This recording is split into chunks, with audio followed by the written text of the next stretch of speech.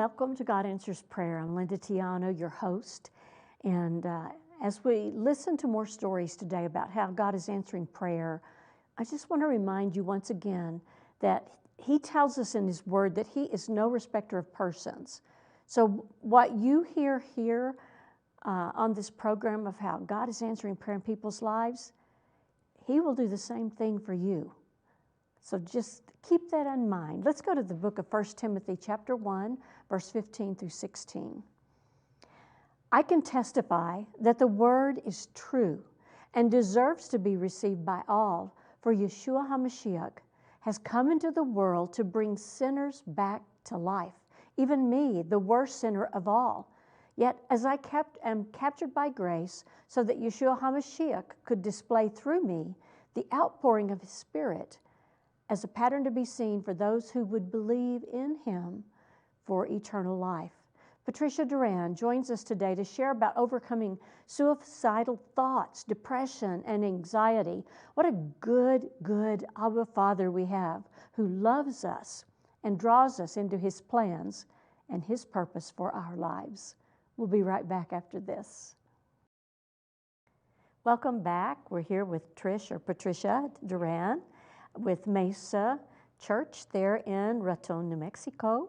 And I know we have interviewed your husband, so now we're going to hear your side of the story. Okay.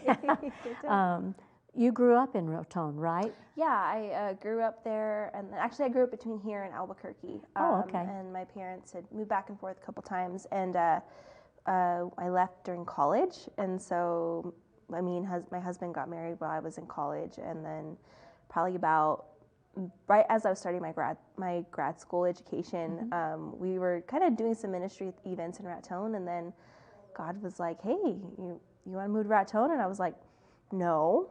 And so we ended up moving back. Actually, in 2018, I had told God, I said, "I'm not going to go back to Raton unless you tell my husband."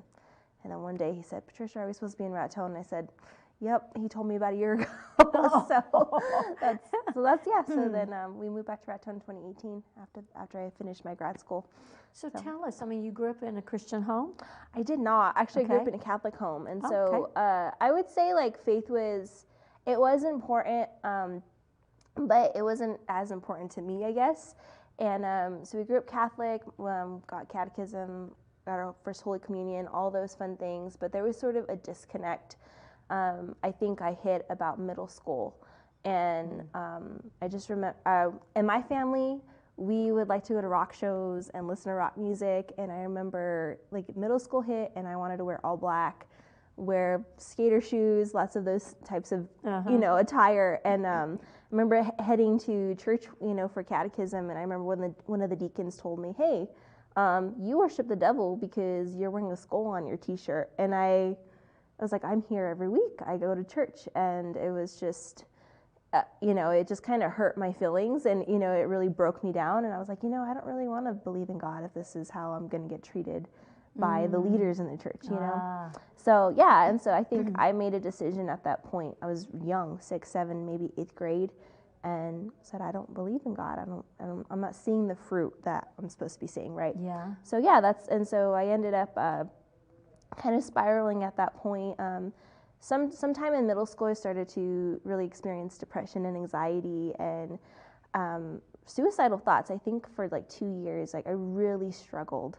And my parents at that point had, I had a fractured relationship with my parents. And so I ended up living, with a different parent, with my father in Raton. And I really struggled, and I was really trying to find my place, but eventually it got to a point where I felt like I lost my family, lost all my friends. Really, I really went into a self-destructive cycle. I just didn't trust nobody, lied a lot, manipulated a lot, and no one really wanted to be around me. And so I was like, I think it's time for me to kill myself, essentially. And wow. I was, I think, 15, 16. I had planned this out for actually 2 years, and my plan was to drive off our mesa in our hometown. It's called Johnson Mesa. There's cliffs, and you can, if you plow through, a fence, you could drive right off a cliff. And I'd had this plan, and I was going up and was driving up the mesa, and I just started bawling. And for some reason, I missed the turn. I kept driving on the road, didn't do the turn I had planned. And I got out, and I just got on my knees and hadn't thought about God in years. And I just said, God, if you're there, I need you to fix this, because I'm about to do it. And I just remember crying, and I said, like, I prayed about everything. It's like, God, like, I need this fixed. I need this. I was very specific in my prayers.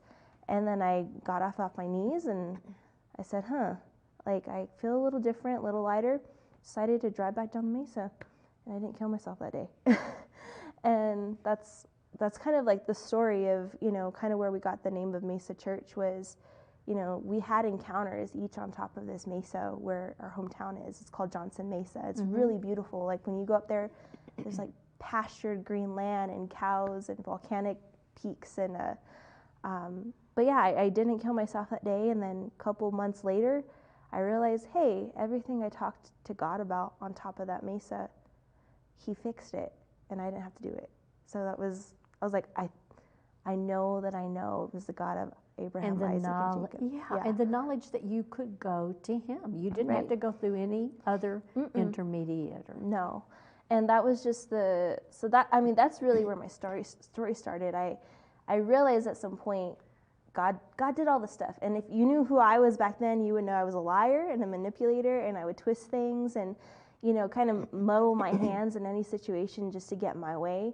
And this time I didn't. And I was like, I know that was God, because I know, and he like reconciled my relationship with my parents, so quickly. And it's all him. Yeah. So, how did you know it was the Lord's voice? So this was a picture that I had got. Growing up Catholic, we knew the Bible stories, but really didn't know in depth like anything. And I think the only thing I really ever saw was like the Passion of the Christ growing up. And I got this picture, and I remember I got this picture when he was walking with the cross, getting spit at, beat. And I remember I used to walk in the hallways of my high school, and I would get sneers from everybody, and people would be whispering like, oh, she did this, she lied about this, or, I heard this about her. And I would just walk down the hallway just like in shame. Like it was just a walk of shame, essentially. And I was praying one day, and God's like, I know how you felt, because the same thing happened to me. And I just felt so connected with him. And like, just that picture really showed me like, hey, Jesus knows what I've been through. He knows my heart. Even though my heart was probably in the wrong place at the same time, he said, I know what you're feeling, and I love you still. And I know you feel like you deserved it, but I love you still. And to have a God that empathizes with everything that we go through as human beings, I'm like, this is him. This is it. Nothing's going to deter me from this, right? So you went on through high school. Yeah, actually, so that was my junior year in high school. Right before my junior year, I gave my life to the Lord. Didn't go to church at that point, but I had I kind of read Bible, kind of pick things up out of the Bible. Wasn't really reading my Bible, but I knew what I knew. I knew what I knew, and I remember the Lord reconciled my relationship with my mom, and I told her, I said, Mom, like, I think I'm ready to graduate high school early, and I told her these things, and she's like, okay, well, what do we need to do? I'm like, well, I could take classes before high school online to do my senior year online. And so I just remember we sat down with my guidance counselor, and we made a plan. And I just remember my guidance counselor told me specifically, you realize you missed a lot of school because I was going through, depression and. She said, I don't think you're going to be able to do it, graduate early and go to college and get scholarships like you're saying. And the Lord's boldness rose up in me. He said, watch. And I said, watch me. And so my mom helped me. She paid for all my classes online, and my parents did. And so I graduated high school a year early. And after that, I spent the summer, actually, my mom, before I went off to college, I also got a full ride scholarship to college after that, which was really like, I felt like God's hand on my life. And I had went to, my mom asked if I could spend the summer with her in Rio Rancho. And I said, before I went off to college, I said, yeah. So I did that. And then my mom said, hey, I've been going to a Christian church. Do you want to go to a Christian church here? And I said, no, I know who God is for myself. I don't need to go to church. and I just remember one morning she woke me up, I think it was like June-ish, maybe May, and she said, it's 9 o'clock, get up, we're going to church. And I fought her tooth and nail, and I was mad. And then the minute I walked into a church, I could just feel the presence of God. And I'm like, this is what I felt. These are the feelings that I remember feeling. Mm-hmm. And once the worship music started, I hit my knees. And I just remember we both walked out of there just like hand in hand, tears, like we know who the Lord is. Wow. So it was really beautiful. So, yeah. Oh, wow. So that really cemented your relationship with your mom. Yeah. To be able to share that experience too. Yeah. And it was just like, okay, we're finding out who the Lord is, finding out who He is for ourselves. And obviously I went to college, and it took me probably a year to find a church, but I had went to a few churches while I was in college. And then during that time, it was funny. I was told the Lord, I'm not going to focus on anything else. I'm going to focus on school and the Lord. And then here comes Josh. And I think we had probably spent like a few months dating, like 3 or 4 months. And then finally he said, I like you. I'm thinking about marriage, and let's do this. And I said, okay. So we started dating when I was a freshman in college. So wow. Yeah. So you got married at the end of your freshman year? I got married after my sophomore year. After your sophomore year. Yeah. Okay. Yeah. Wonderful. And I know that you were living in Clovis, mm-hmm. right? Yeah. So we were living there from 14, I believe, till about 2018. And God had, so we got married, had a little bit of a trial, and I remember during that trial that we were having, I don't know what he specifically said. Yeah, he did. He shared. Yeah, so I just remember the Lord giving us visions for a church in the middle of that. Right. And for pastoring, and it was so far-fetched that I was like, Lord, only you could do this, and I had to stand on that. And I started having these visions very specifically, like we were going to start a church in an urban area with a brick building. And I was like, okay, God, I don't know what you want. I'm not going to say nothing. I knew we were supposed to move to Raton eventually. And finally, when we did move to Raton, we were walking past this building on First Street, and it's just like a regular storefront. Apparently it had been abandoned, or not abandoned, but hadn't been rented for 10 years. No one had been in it. And we kept walking past it, and me, Josh, and our friend Brody, I said, hey, can we come pray over this spot? I don't know why. Let's just pray over it. I want to start a ministry. We were also serving in another church at the time, but I don't know what God has planned. Mm-hmm. So then within a couple months of us moving to Raton, our pastor sat us down. She said, hey, I'm going to release you guys because I think you guys are supposed to start a church. And wow. And we were, kind of expecting to be yelled at. I don't know what we were expecting. We said, are you sure? Because we love your ministry. We love this church. And she said, no, God told me to release you. So we said, okay. And I told Josh, I said, remember when we prayed over that building? And so prayed over it, and we left. And I'm like, well, we're not even ordained. What do we do? I know we know the Word of God. We know a lot about the Lord, but how is this going to happen? Well, I think not even a week later, someone had called us, said, hey, God told me to ordain you out of Clovis. And so we traveled back to Clovis, worked under them, got our ordination, and then, filed for our nonprofit status. The next day got a board of elders. And it happened, really fast. Yeah, really fast. I think I had like $1,000. I bought chairs for $1,000. I donated to the church, like little black fold up chairs. We got a pulpit from the garage sale that was like, I don't know, $15. And we still have it to this day. We just bought a pulpit. And that's all. That's how we started church. And we had some music equipment because we had done music before, and we just here the doors are opening on, I think, September 23rd of 2018. If you want to come, church starts at 10:30, and it really took off after that. So that first time, how many people showed up? I want to say probably 25 for Sunday. Wow. 25. But we actually had an event for our friend Brody, and he was having like a Christian CD release party. He was working at the time with Kingdom Music, and I don't know who else he was recording stuff for. But he had a CD release party, and I think we had like 120 people show up to the CD release party in our church, and he did like a Christian rap concert. So, and then next day was Sunday. And so 25, and then, you know, there were times where it was like me, him, his parents. Yeah. But after that, I think after the first 2 years, we started really growing really fast. So. Great. Yeah, let's hold off for just a second here, because I want to speak to those of you out there that are listening. And again, I pray that this is blessing you and encouraging you, that what God has done for Patricia, He will do for you. If you're in a situation and you don't know how to get out of it, will you call us? The number's right there on the bottom of the screen. But first of all, call out to Him. We've got prayer partners that will pray with you. We'll be right back after this. Well, welcome back. I'm here with Patricia Duran from Mesa Church in Raton, New Mexico.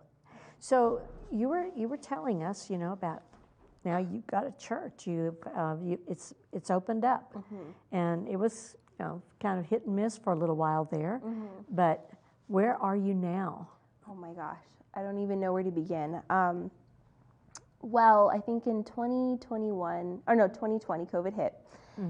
We were averaging more than 100 people, and we were in this little storefront area in downtown Raton, and people would drive by, and they would, you know, people off the train would get off and, you know, go into our ministry, and it just really started growing, and it was really growing past like our capacity, like past our leadership, and we're like, we don't know what to do. And COVID hit. And we just said, okay, you know, God, whatever you have. And it was kind of a really uncertain time, especially for just any church across America. Like, how are we going to get tithes? And, you know, a lot of churches started shutting down. And all of a sudden, it was funny. I think we only had at the time, like, maybe a couple grand in our church bank account, which was enough to pay for the bills and our insurance. And, you know, it kept pretty steady. And then somebody randomly donated like $5,000 to us and just got a check in the mail, and we're like, okay. And then by the end of 2020, we had $30,000 in our bank account, and the Lord had been telling us, I want you to start looking for a building. And this was when our bank account was $2,000. And we're like, we don't have money to put a down payment, Lord. And, you know, and actually at the time I was working economic development for a nonprofit in town, and I had gotten a call from the lady at the bank, and she told me, hey, can you go take pictures? I'm here, you're a great photographer. Go take pictures of a couple buildings. They're on foreclosure. There was one, you know, actually, you know, a couple blocks from us downtown.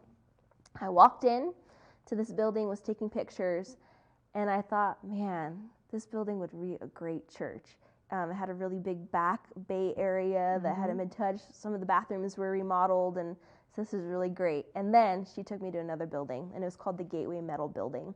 And this building used to be a bunch of things. There used to be a liquor warehouse, there used to be a furniture warehouse, it used to be, they used to manufacture doors out of there, like door frames, like metal frames and stuff. And I walked into that one, and it was, I think, 20 times worse than the first one I walked in. But I walked in, and I thought, this is really good bones. And I said, this would be a great church. And I told the Lord that. And when I said that, it's really great bones, He said, can I make dead bones arise again? Wow.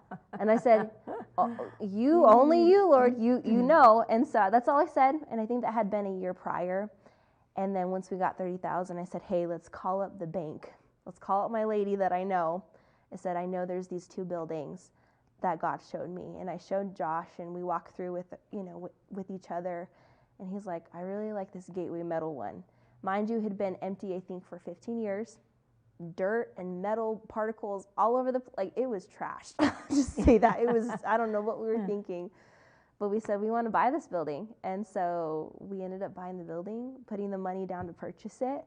I think we bought it in April. We had 2 months to renovate it. And we just, I don't know how we're going to renovate it, get it ready. I mean, it needed a lot of love. And we purchased it, we renovated it in 2 months. But the craziest thing was my husband said that he had got a word from God, and he said, once you put your down payment down, your bank account's not going to go down. And we're just like, and we had a word from the Lord. Usually we get a word from the Lord in January, and the Lord said, I own cattle on 1,000 hills.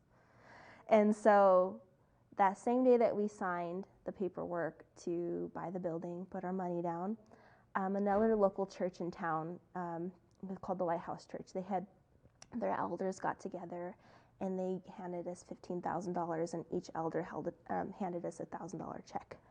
Oh my goodness. So literally the amount of money that we put down, we got back in our bank account, we were able to do all the renovations cash. And the reason why they said that, they said, the Lord told us to give to you because we want to buy a building too. And I'm not kidding. God was so good that they were able to buy a big building in town because their ministry was growing as well. Mm-hmm. So we bought the building, and my gosh, now we have a kids church, we have men and women's ministry, we have a huge conference that we host every year.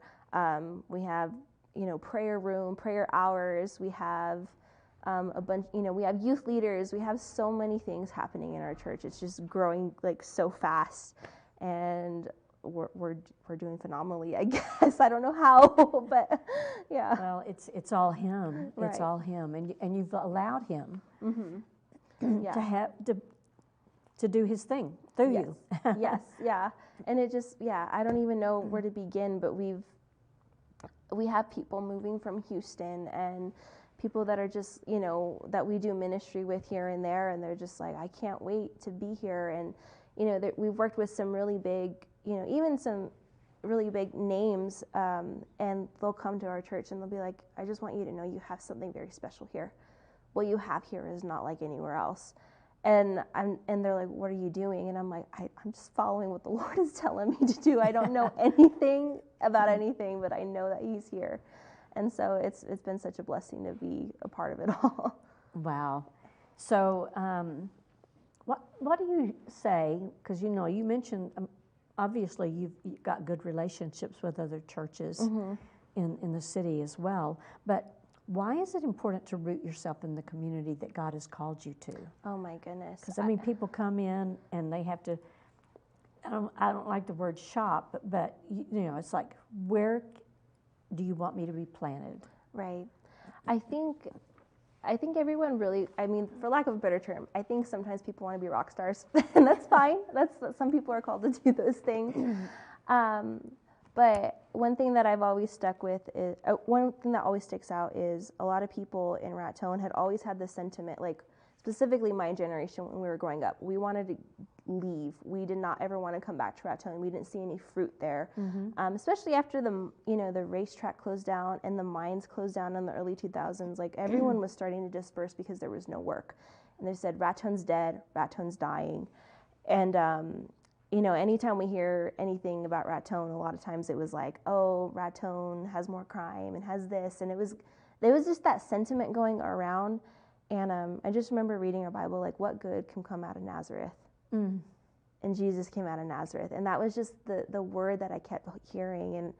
And so, I think as we were living in Clovis, and we actually were doing some ministry work and starting to see, God kept telling us, Raton is a land flowing with milk and honey, but no one's learned how to tap into it yet. No one knows how to do it yet. And I just remember telling the Lord, I'm like, well, who's going to go, Lord? And he just kind of shrugged, whoever wants to go. And I said, okay, send me. And so rooting ourselves there, like it was almost like going back to a place where we had been hurt, where we had been damaged, where our reputations were destroyed. And it was like, God, like, once again, it was almost like an impossible task. Like, why do you want us to go back to a place that hurt us? And God said, well, I want to make you a nation if you stay. And so we said, okay. And so when we rooted ourselves in, it just like, I know it wasn't us. And I think that's the important thing out of our whole story is it was not us who did this. It was just what the Lord had told us to do. And His hand moved everything in place. And so, for the first, I think, 3 years, we preached vision. Like, Raton is a place that's thriving. Raton is a place flowing with milk and honey. And the prayers that we specifically prayed, like we prayed for economic development. We prayed, over buildings and businesses opening. And we just saw, about 2017, 2016, 2018, just this renaissance of people starting to take pride in the town. Yeah. Like it just blew our minds. Like outside of church, God was doing something in the whole community. Amen. So you said something, and this just dropped into my spirit. So you grew up in a place where the wells were stopped up, in you and in the town. Right. And he sent you back to open the wells. Right. Yes. And to release his spirit into that place. And just want to bless you with that today. Yeah. That the Lord will just continue that good work that he started in each and every both of you and all of those with you. Thank you so much for coming and sharing your story. And I want to encourage you. We talk about someone that was desperate, wanted to end her life, and look what God has done. He'll do the same thing for you. If that's you today, and maybe the devil's been whispering in your ear, there's no hope. There is hope. Give us a call. We want to minister to you. The number's right there on the bottom of the screen. May the Lord bless you and keep you. May he make his face to shine upon you. May he lift up his countenance upon you and give you his everlasting peace. Shalom, shalom.